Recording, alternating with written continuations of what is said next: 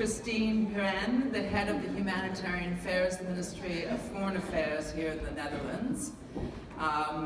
She's going to be giving us an address on her work in the humanitarian space from an innovation and data perspective. And we will be then following on with some very quick elevator speeches from the 4 presenters in our first Innovation Zone 1 session, right after Christine's presentation. So, without further ado, Christine, would you like to start? Thank you.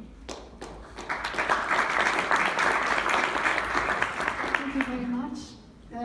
I guess I feel more comfortable getting a little bit closer. And I can also see the view.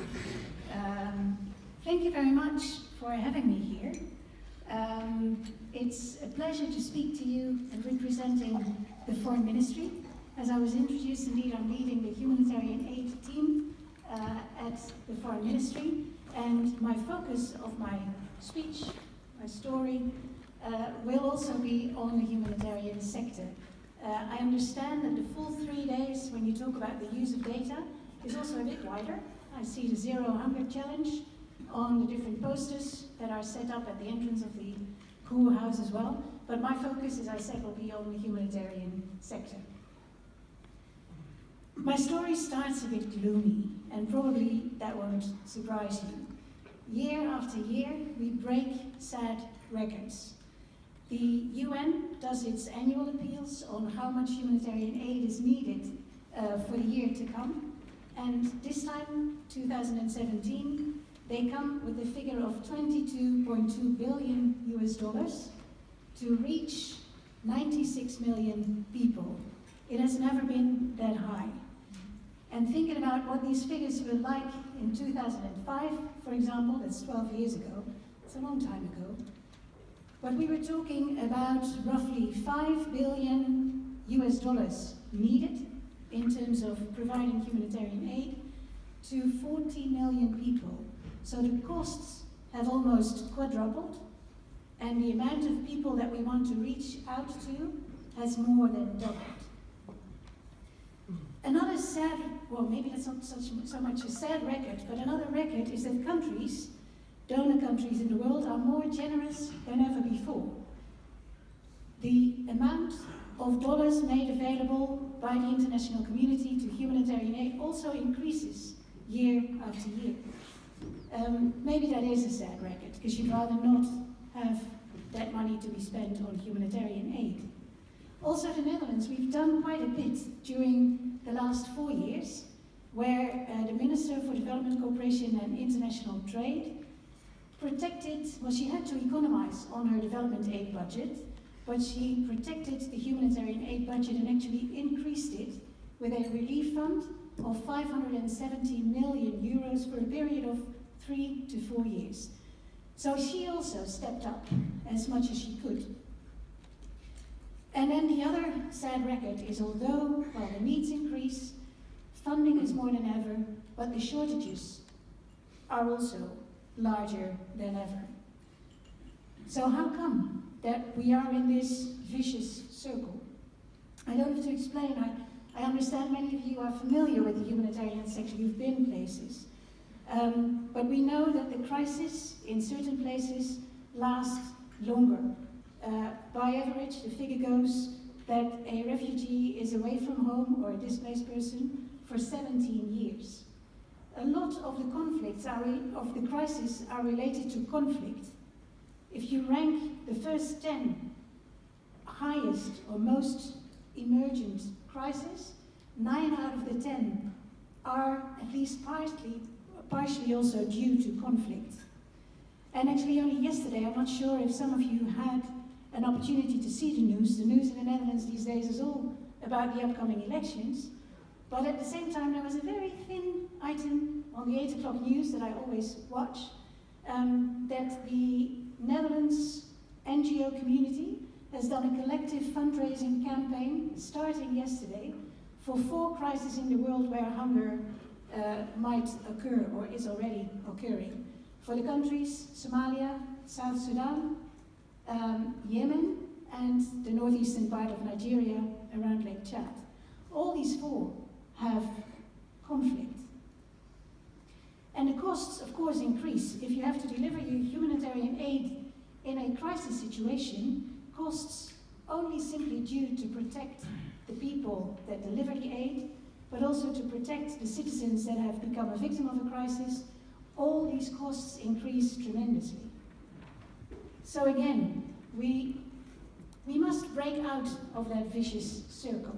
And I believe we can. And I think that is why it is so good to have a 3-day conference to focus on innovating the sector. As a means, and many things must happen at the same time, but innovation is a way to break out of that vicious circle. And if I say innovate, I mean innovate in its broadest sense.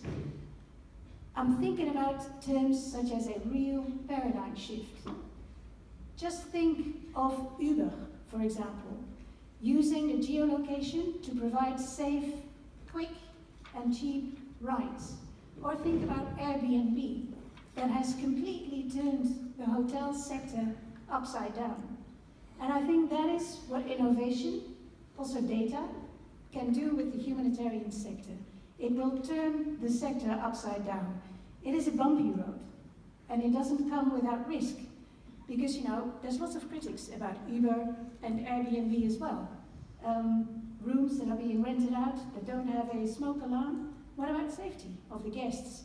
Or complaints of neighbors that see all these people with their trolleys in a city or in a street where they thought they were living quietly.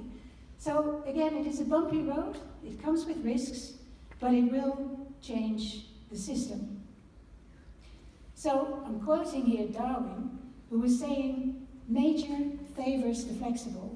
And actually, that is just a kind of way of saying that you either adapt or you die.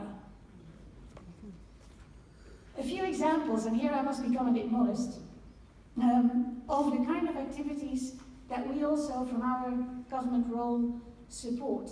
And I must become modest because there are people in the room that know the projects that I will mention much better than I do.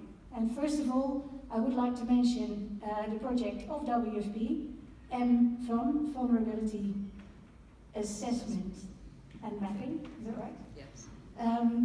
So that is, it will help to understand what a household needs when it comes to nutrition, if you are able to communicate through the mobile phone services.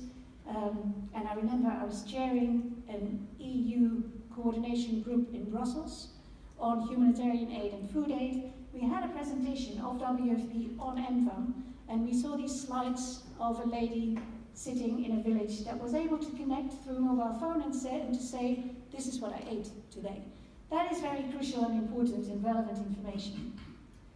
Then we have another activity that we also support, the geodata for agriculture and water, using satellite images for improving the food production and for being able to use the right inputs. And last but not least, I would also like to briefly mention the UN OCHA Humanitarian Data Center that we hopefully will open soon here in The Hague. And what that center will do, and again, there might be people in the room who have been working on this much more, but it's indeed linking several data sets so that you know how different pieces of information communicate and can be connected. It is also a lot about ethics, and I think that is another key issue, to be able to protect the person whose information is out in the air. So I think it is good to think through what that means and how that can also infringe on your privacy or other things. And then of course the role of the lab, of the data center, to be a lab where people can come, where people can be taught on how to use the data wisely, how it can be translated into also policy relevant steps. Now, reality check, because these are projects that are obviously, and I don't have to explain why they are relevant, but the question is always, will they actually make life easier for a humanitarian aid worker in the field? And I was able, and I was lucky in a way, to travel to Yemen in October last year. And I visited a camp of IDPs, roughly 200 families, and Oxfam was providing humanitarian aid. They were delivering food and they were providing water. Now, when this Oxfam person who took us around and showed us around was saying, we came with a nice targeted list of people that we wanted to address with our humanitarian services and goods, but as soon as they arrived, the local government took away that list, replaced it by another one, and said, these are the people that you should serve. So what do? And another example about distributing water was that they, again, the local community, and in a way also very well understood, was saying, you must first restore the pipes of the community a few blocks away, and we'll take it from there, if you can get permission to reach the water to those people in the IDP camp. So no nice targeted list that will come out of your data system will help to solve that particular issues. You all know that, but I think it's important to have that reality check. So we have to engage, and we have to engage deeply, maybe much deeper than we do normally. You know, we are here sitting together, it's nice to meet so many new people, great to see each other, but maybe that is not even enough. And I refer to the hackathon that was held a few weeks ago in, I think it was also in The Hague, was it?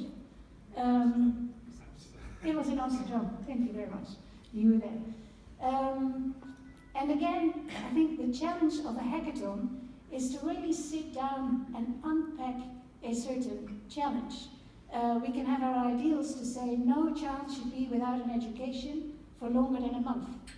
But then you have to sit down and to really become specific what it is you then want to change, with whom and how. And I think it was a great experience to see how different groups were able to identify a challenge and to come up with a very specific solution. Actually, the team that won was a team that developed an app to report on fraud and sexual harassment in camps. How can you do that without, again, infringing someone's privacy or protecting somebody, because these are difficult things to talk about. So again, I don't know exactly all the ins and outs of this solution, but the idea has been developed, and we hope that UNHCR will pick it up. At least we will make it possible for the group to go to Geneva and present their plan. But engage more deeply, I also want to refer to the Dutch Coalition of Humanitarian Innovation, which is a platform where private sector and companies can meet. So where needs can be identified by the humanitarian sector, and private sector can sit down and help identify solutions for the challenges that the humanitarians face. Also, that is not easy, because a private sector wants to make good business, fair enough. But that is not to be taken for granted if you're in the humanitarian sector. Well, we always hear the terms fail forward, fail fast. So there is no innovation without failure. And that also is sometimes difficult to accept for people that have been working in the humanitarian sector for long. And I also want to, of course, mention, and I'm happy, that also many private sector representatives are here in this room now, and when later on I will officially open the innovation zone, but you will have an opportunity, RIWI, Mobile, Accord, Instead and TCC, to also present to us how you want to participate in the humanitarian sector and improve the way that we deliver aid. My last point is that it must work for the people themselves. It must work for the victims of a crisis. And let me take you back to Yemen again, where I met a boy called Yunus and his mother Amina, and they were both in a hospital in Sanaa. Yunus is 4 years old. He must be 4.5 now. His weight was 6.8 kilo, and he was not able to stand on his legs. So he was seriously malnourished. Normally a child of 4 years should weigh 15 kilos and play football outside on the field. So I think that whatever we do and whatever we come up with as solutions for challenges, it must have an impact on people like Yunus and his mother. So, in short, break out of that vicious circle, dare to innovate, engage deeply, and let's do that with the people in our hearts and minds. And I'm happy to open the innovation zones. Thank you very much.